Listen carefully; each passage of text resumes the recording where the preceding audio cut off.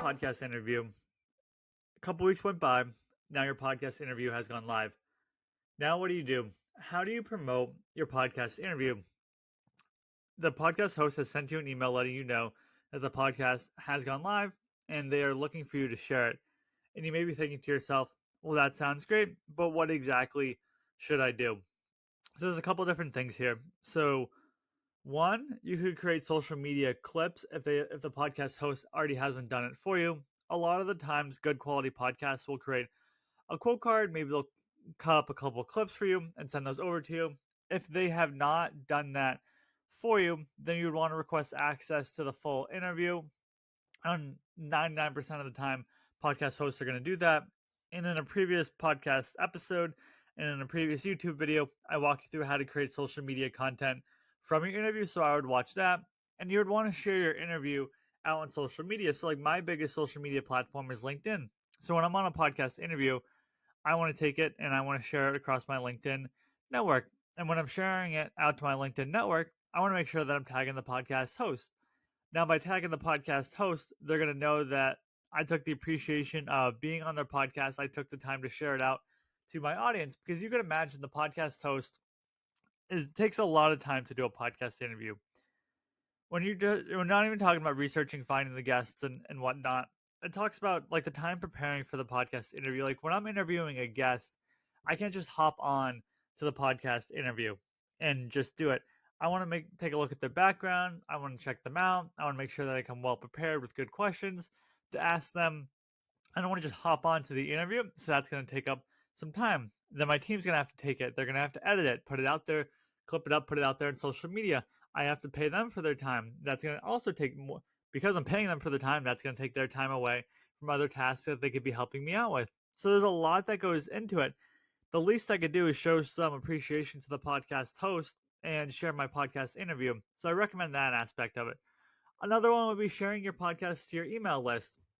Again, the podcast host took all this time to go through to create your podcast interview, or to conduct the podcast interview, to put it together, to share it out there. The least you could do is send it out to your email list. So those are definitely the two aspects that you want. You want to be creating the social media clips, and you want to be sending it out to your email list. And if you're unsure, how do I send it out to my email list?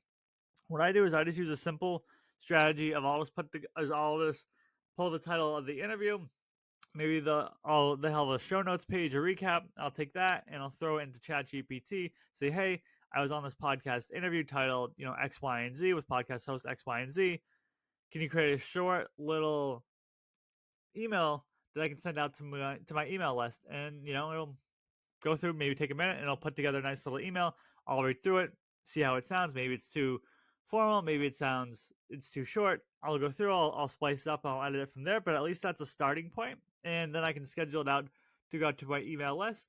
So I recommend that. If you send out like a weekly newsletter and you're going on a ton of podcasts, maybe you just link to every interview that you've been on in that week that's been released, and you say, hey, here are the new podcasts that I've been on. You can check it out here. So I recommend that as well.